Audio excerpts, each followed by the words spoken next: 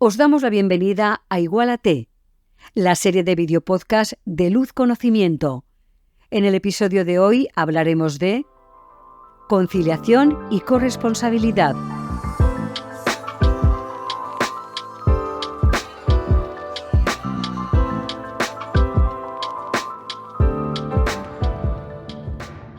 Todas las personas aspiran a ser felices y completas en cada uno de los roles que desempeñan.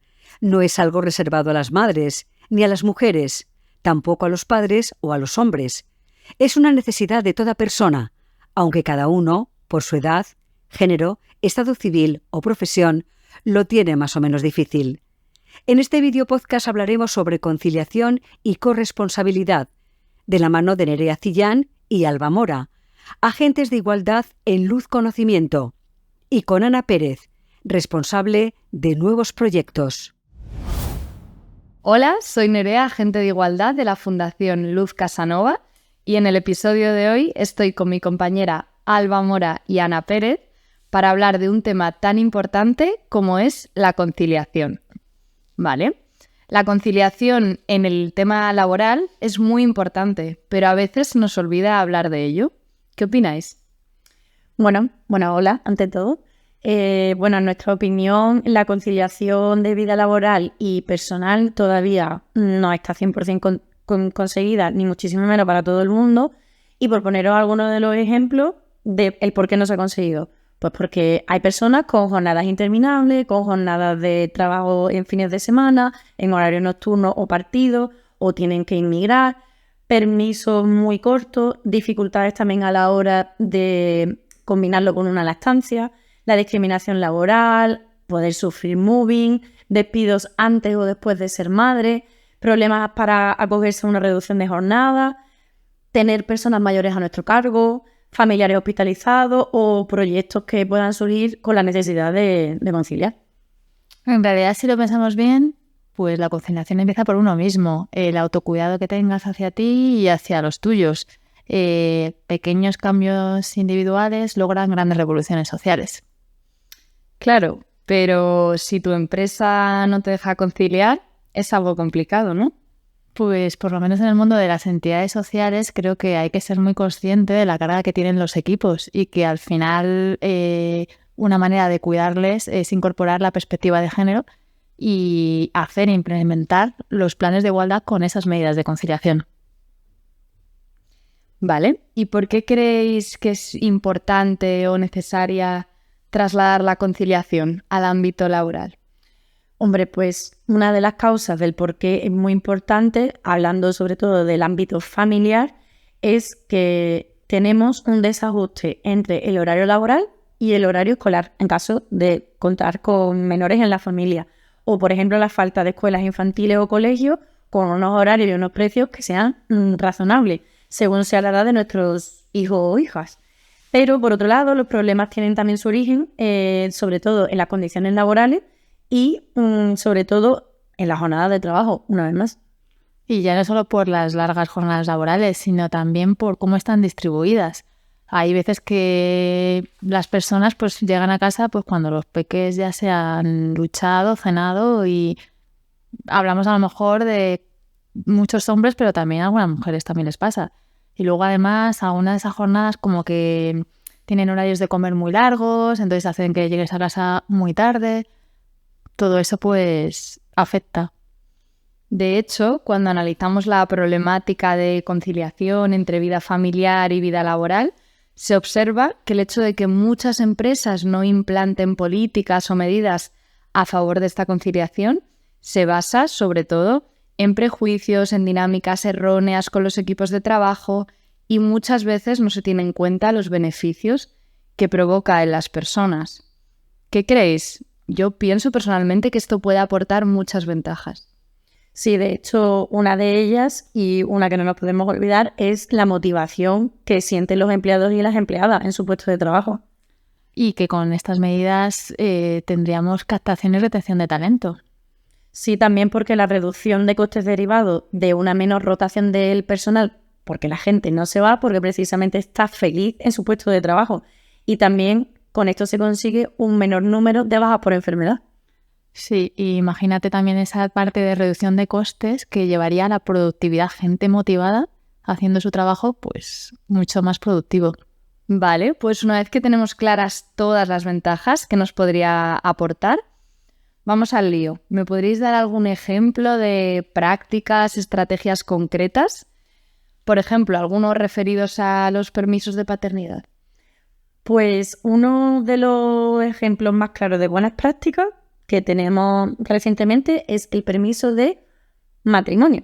Una de las mejoras que se han concedido es tener más días de permiso. Por ejemplo, una forma de ampliar la duración del permiso es entender los días naturales como días laborales, por ejemplo, y por lo que el permiso pasa de tener 2 a 3 semanas de duración efectiva, o también, por ejemplo, equiparar el matrimonio con las parejas que se unen de hecho. Luego, por ejemplo, si hablamos de la baja maternal, pues ahí habría también como muchísimas posibilidades para las bajas médicas.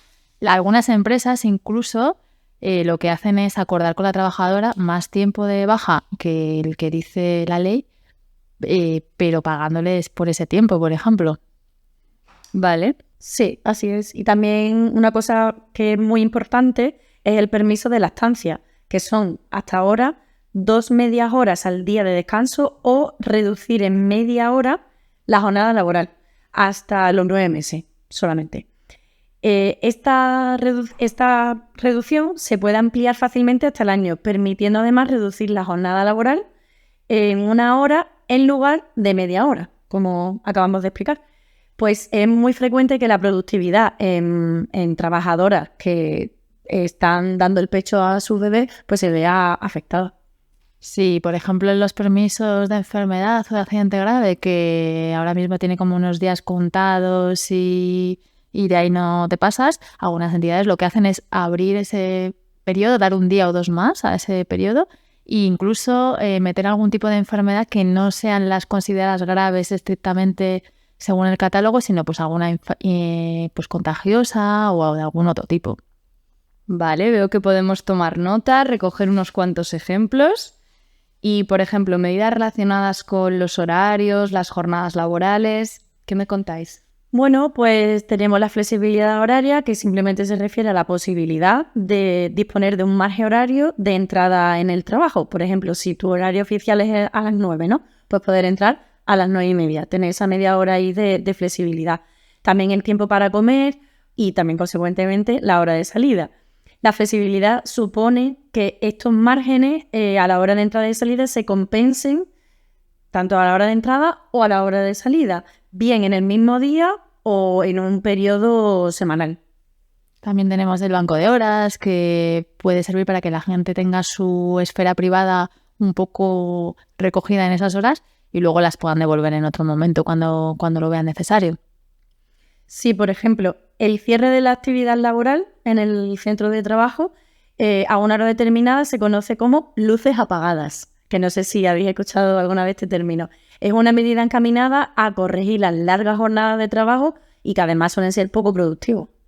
Luego tenemos también, por ejemplo, la flexibilidad vacacional, estos convenios que te dicen tienes que cogerte 3/4 partes de tus vacaciones en este mes y a lo mejor no quiero hacer eso. Se puede ampliar ese margen o incluso se pueden variar los días de vacaciones que puedes cogerte en un determinado periodo. Sí. Otro ejemplo para ampliar en cuanto a medidas relacionadas con horarios de trabajo podría ser la jornada partida o, como se dice en inglés, el job sharing, que permite que un mismo puesto de trabajo pueda ser ocupado por más de un trabajador. Es una cosa bastante novedosa. Habitualmente suelen ser 2 trabajadores o trabajadoras que comparten las tareas inherentes a dicho puesto, siendo la jornada laboral de ambos a tiempo parcial. Vale, y una de las más sonadas, más utilizadas a día de hoy, por ejemplo, en relación con el puesto o el lugar de trabajo. Bueno, pues la más conocida sin duda es el teletrabajo, que es la que permite que las personas puedan realizar su trabajo en una localización geográfica distinta sin tenerles que atar a una oficina física o a su lugar de trabajo habitual. Vale, pues chicas, muchísimas gracias por estar hoy aquí, por todo el conocimiento que habéis compartido. Yo creo que con esto podemos hacernos una idea de la importancia que trae tanto para la sociedad como para las empresas aportar medidas en materia de conciliación. Esperamos que os haya gustado y contamos con vosotras y vosotros para nuestro siguiente podcast.